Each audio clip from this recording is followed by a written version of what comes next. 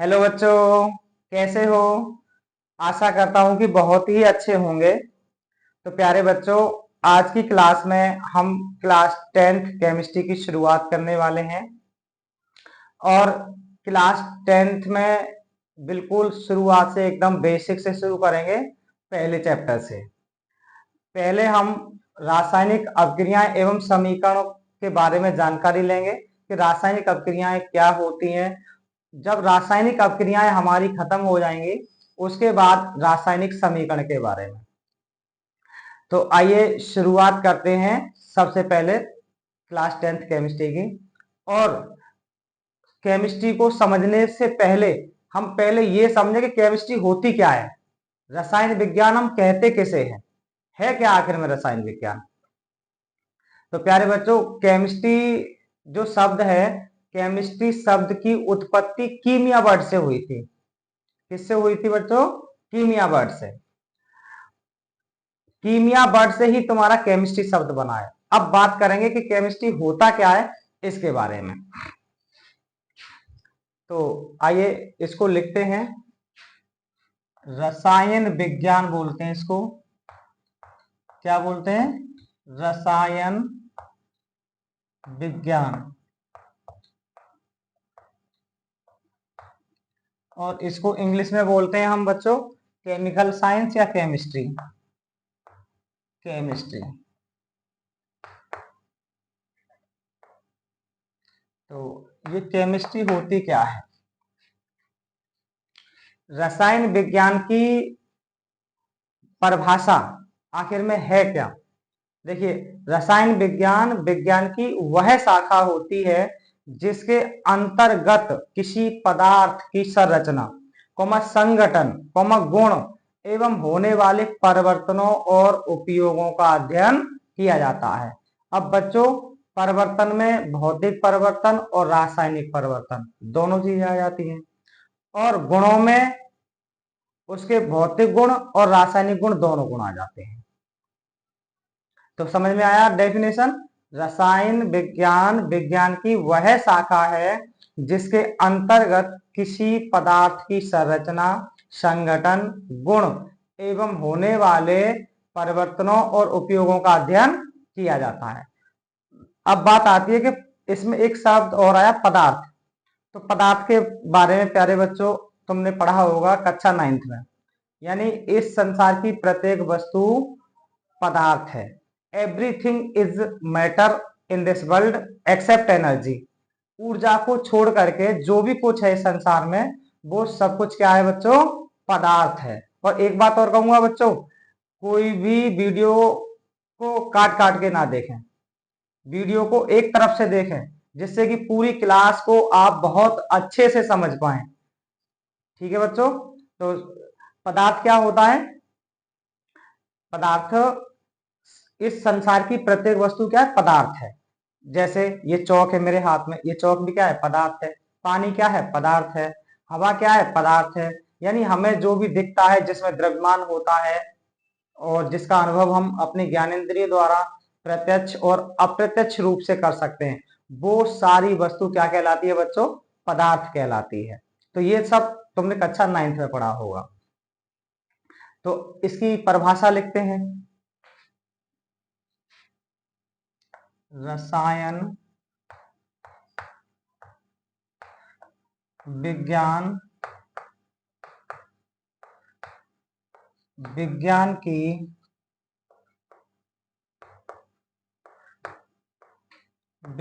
की वह शाखा है जिसके अंतर्गत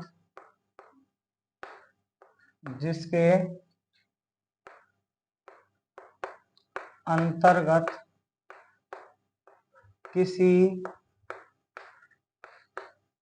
पदार्थ की संरचना,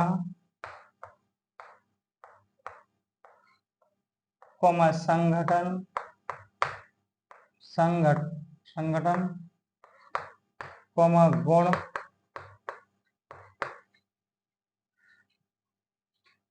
एवं होने वाले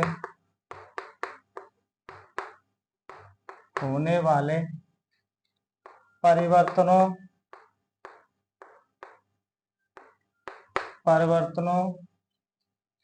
और उपयोगों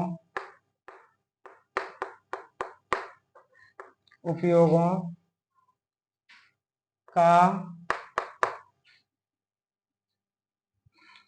अध्ययन किया जाता है।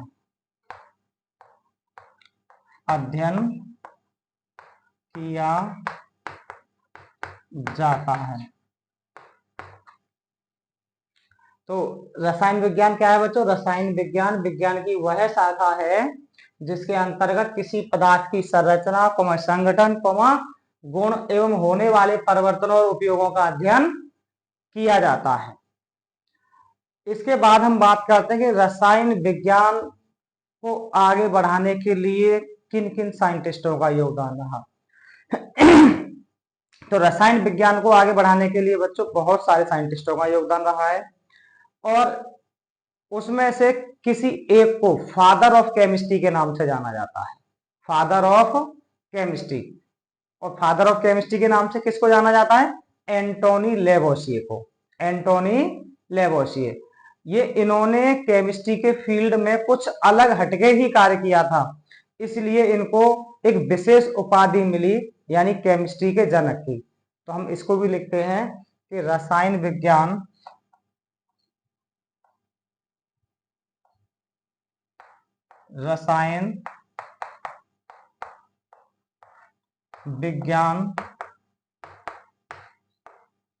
के जनक। रसायन विज्ञान के जनक कौन है? एंटोनी लेवोसिए। एंटोनी लेवोसिए।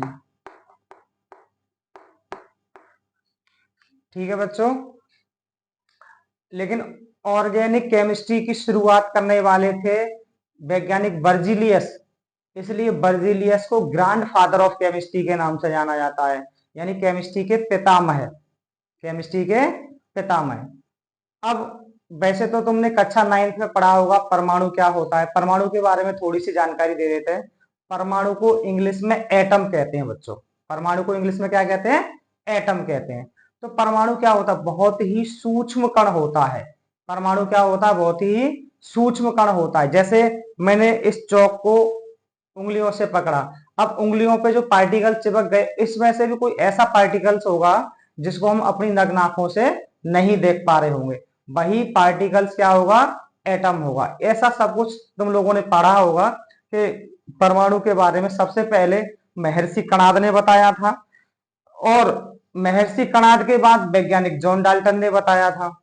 तो वो पूरी जो हिस्ट्री है वो कक्षा 9th की है और 9th के बाद अब 11th में पढ़ेंगे आप लोग। ठीक है। यहां हमें बात करनी है रासायनिक अभिक्रियाएं एवं समीकरण पर। तो ये समझ में आया होगा कि रसायन विज्ञान के जनक कौन है बच्चों? एंटोनी लेवोसिए। अब हम बात करते हैं क्लास 10th चैप्टर नंबर 1 रासायनिक अभिक्रियाएं एवं समीकरण की। तो रासायनिक अभिक्रियाएं होती क्या है, इसके बारे में। रासायनिक अभिक्रियाएं क्या होती हैं? देखिए, जब कोई पदार्थ अकेले या किसी दूसरे पदार्थ के साथ क्रिया करता है, जब कोई पदार्थ अकेले या किसी दूसरे पदार्थ के साथ क्रिया करके और अपने से भिन्न गुणधर्म वाले, भिन्न मतलब अलग गुणधर्म वाले नए पदार्थों का निर्माण करता है, तो ऐसी अभिक्रिया को हम क्या कहते हैं? रासायनिक अभिक्रिया कहते हैं। क्या कहते हैं बच्चों? रासायनिक अभिक्रिया कहते हैं। अब रासायनिक अभिक्रिया की हम पहचान कैसे करेंगे? रासायनिक अभिक्रिया की हम पहचान कैसे करेंगे? तो सबसे पहले आप इसको नोट करिए, उसके बाद हम शुरू से शुरुआत करते हैं। तो आइए रासायनिक अभिक्रिया की शुरुआत करते हैं। रासायनिक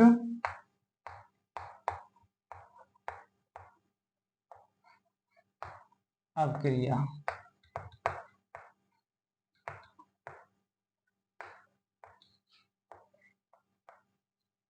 इसको इंग्लिश में बोलते हैं बच्चों केमिकल रिएक्शन। Chemical reaction. ये आपका पहला चैप्टर है, रासायनिक अपक्रियाएं एवं समीकरण। तो पहले चैप्टर में फर्स्ट हेडिंग यही होगी आपकी, रासायनिक अपक्रिया। अब रासायनिक अपक्रिया होती क्या है, पहले इसको डिफाइन करते हैं, फिर और डिटेल से बात करते हैं। जब कोई पदार्थ अकेले या किसी दूसरे किसी एक मिनट किसी दूसरे पदार्थ के साथ, जब कोई पदार्थ अकेले या किसी दूसरे पदार्थ के साथ क्रिया करके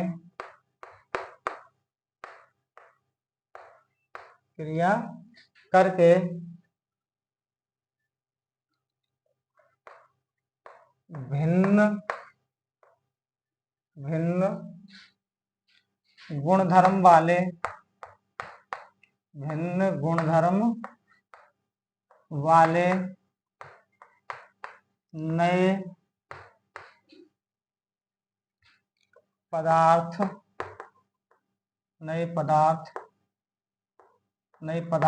नए पदार्थों का निर्माण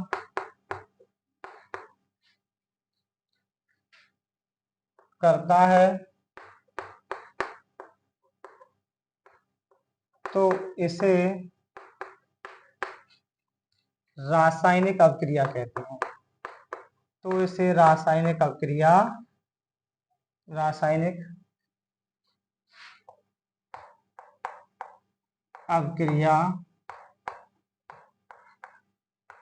कहते हैं। यानी जब कोई पदार्थ अकेले या किसी दूसरे पदार्थ के साथ अपक्रिया करके नए भिन्न गुणधर्म वाले पदार्थों का निर्माण करता है, क्या करता है, के साथ क्रिया करके भिन्न गुणधर्म वाले नए पदार्थों का निर्माण करता है, तो ऐसी अपक्रिया को हम क्या कहते हैं, रासायनिक अपक्रिया कहते हैं। अब बच्चों हमें ये कैसे मालूम पड़ेगा कि रासायनिक अपक्रिया हुई है, इसकी हमें पहचान आनी चाहिए कि रासायनिक अपक्रिया की पहचान हम कैसे करेंगे। तो हेडिंग लगाते हैं एक, रासायनिक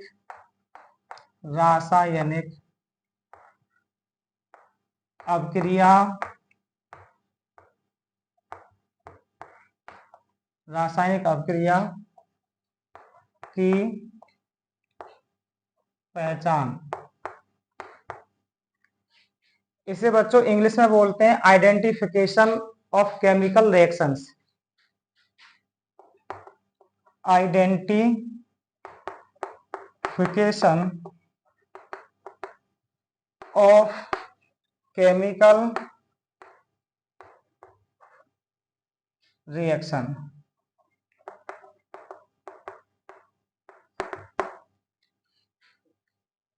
अब कैसे पहचान करेंगे कि रासायनिक अपक्रिया हुई है। जैसे बच्चों एक एग्जाम्पल तो सभी बच्चों ने अपने घर पर देखा होगा कि जब कोई त्योहार का समय आता है तो सभी लोग मार्केट से कलई लेके आते हैं। कलई मतलब बिना बुझा हुआ चूना, कैल्शियम ऑक्साइड लेके आते हैं। तो कैल्शियम ऑक्साइड जब लेके आते हैं तो उसमें घर पे लाके क्या मिलाते हैं, पानी डालते हैं उसमें। और जैसे ही उसमें पानी डालते हैं तो उसका जो टेम्परेचर है वो बहुत ज्यादा बढ़ जाता है।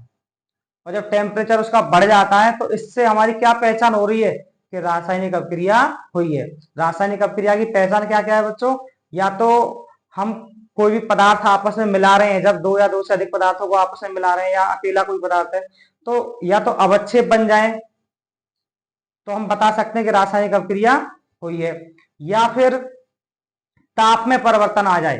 ताप में परिवर्तन का मतलब यह है कि ताप बढ़ जाए या फिर ताप कम हो जाए, तो भी हम कह सकते हैं कि रासायनिक अपक्रिया हुई है। या फिर उसकी अवस्था में परिवर्तन आ जाए।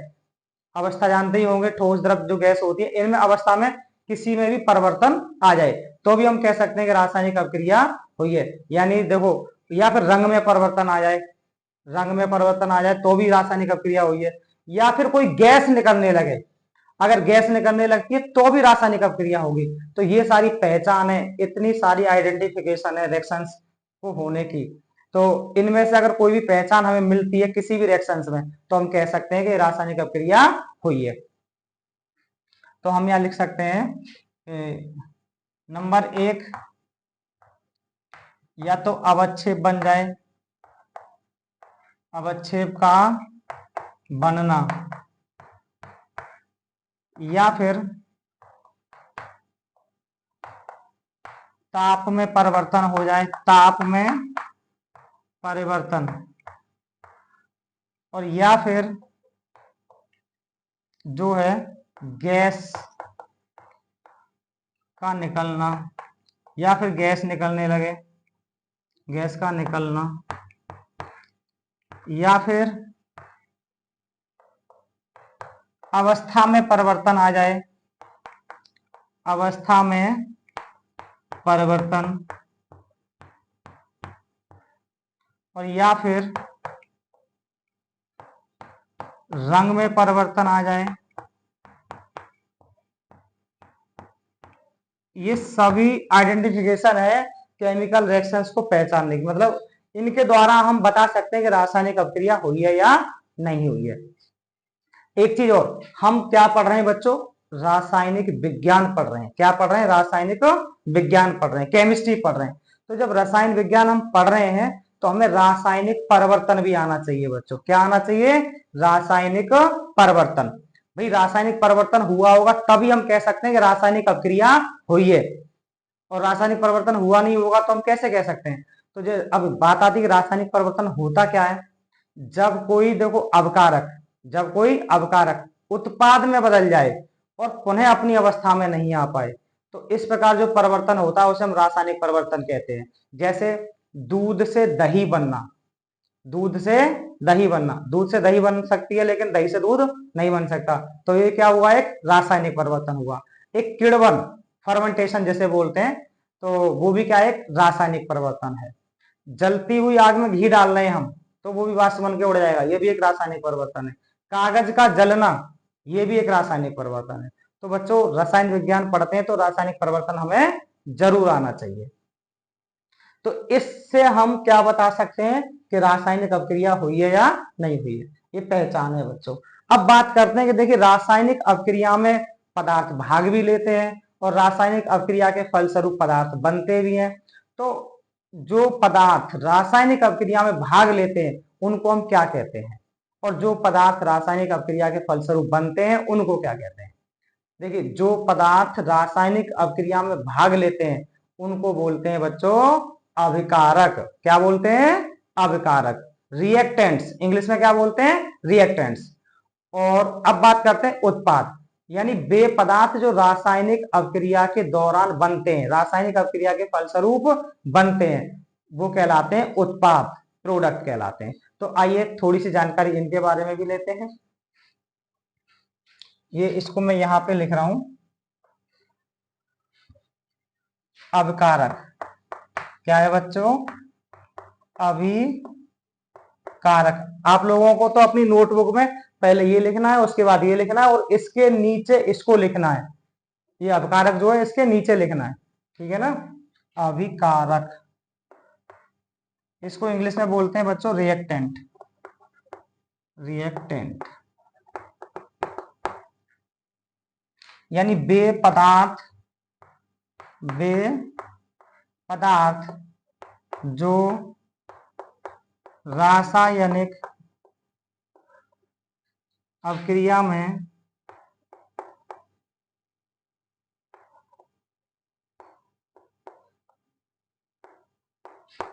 भाग लेते हैं, भाग लेते हैं, क्या कहलाते हैं, अभिकारक कहलाते हैं, अभिकारक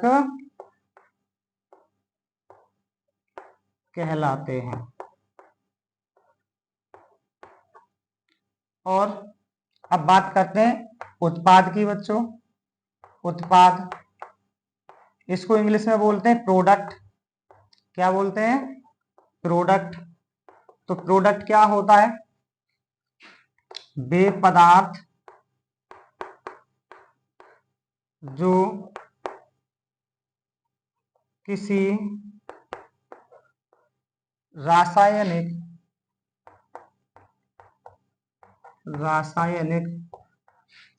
अभिक्रिया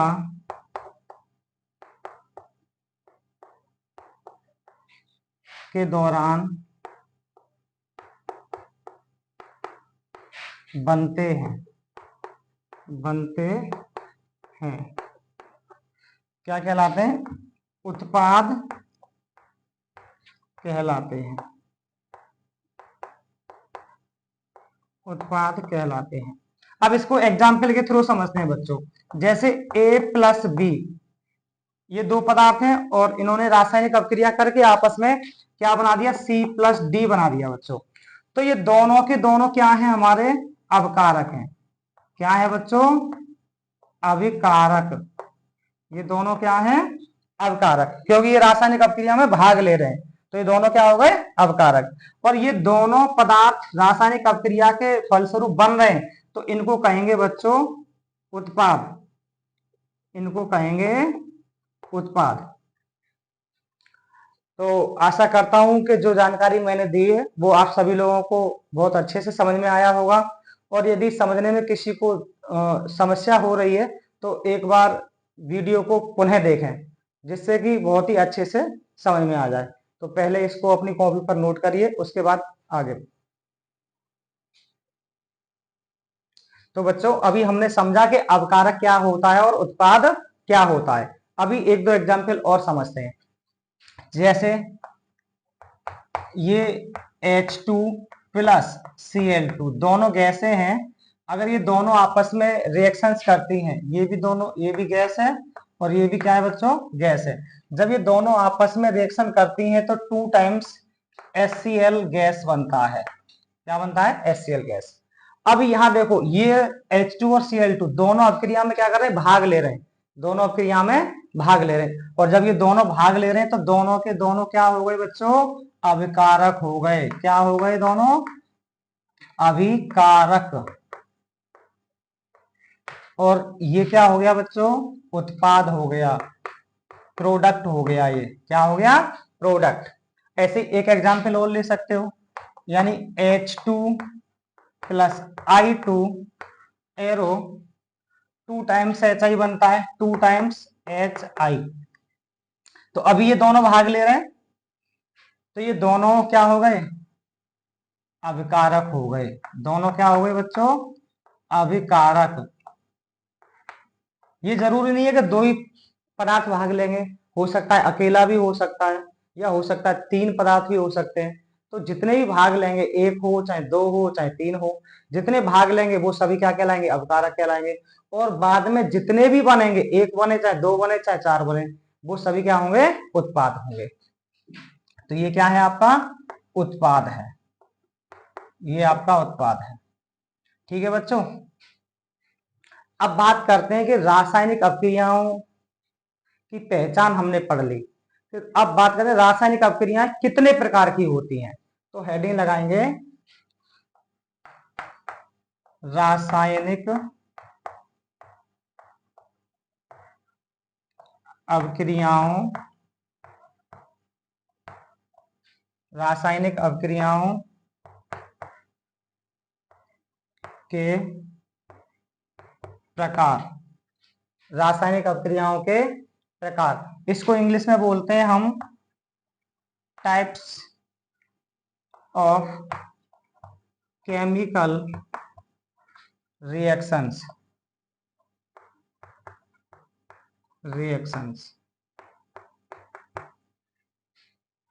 तो रासायनिक अभिक्रियाएं निम्न प्रकार की होती हैं। हम बताते हैं आपको कौन कौन से प्रकार की होती हैं रासायनिक अभिक्रियाएं। यहां पे लिखेंगे रासायनिक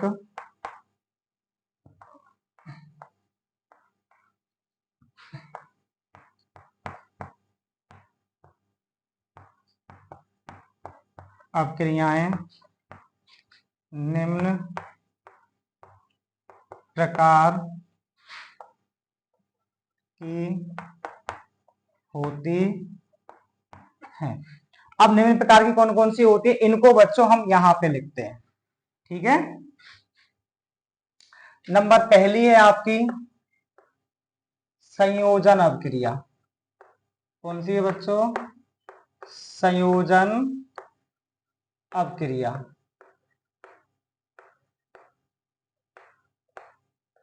और दूसरी होती है आपकी वियोजन अभिक्रिया।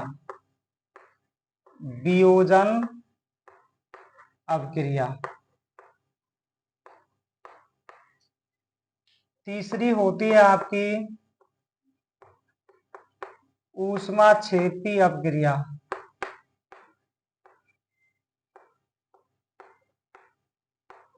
ऊष्माक्षेपी अभिक्रिया।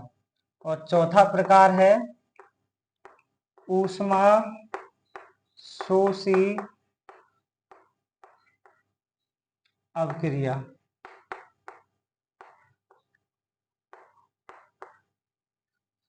इसके बाद पांचवा है आपका एक विस्थापन अभिक्रिया। ये डिस्प्लेसमेंट रिएक्शन होती है, एक विस्थापन अभिक्रिया। और छठा है आपका द्वि विस्थापन अभिक्रिया। और सातवां है आपका उपचयन अभिक्रिया। उपचयन अभिक्रिया। और आठवां है बच्चों अपचयन अभिक्रिया।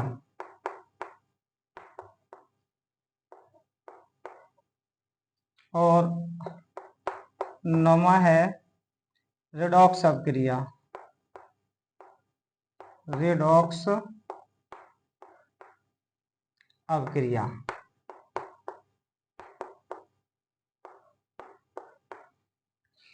तो ये आपके सिलेबस में कुछ प्रकार हैं जिनको आपको पढ़ना है। पहले इनको अपनी नोटबुक पर नोट करेंगे, उसके बाद इनके बारे में हम बात करेंगे। तो बच्चों, उम्मीद है कि आज की क्लास आपको बहुत ही अच्छी लगी होगी।